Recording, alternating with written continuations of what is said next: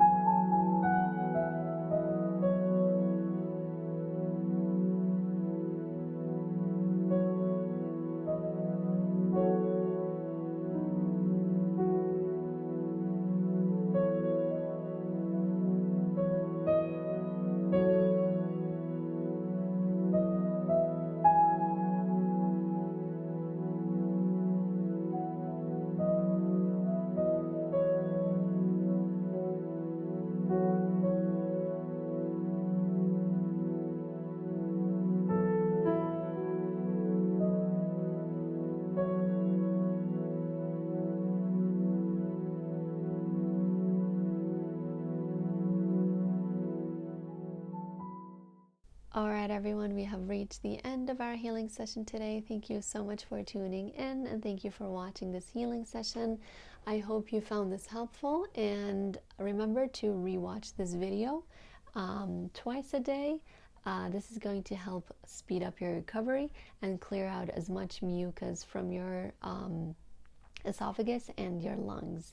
So thank you so much again. Let me know what was your experience in the comments section below if you feel called to share. And until again, I will see you in another healing session, and namaste.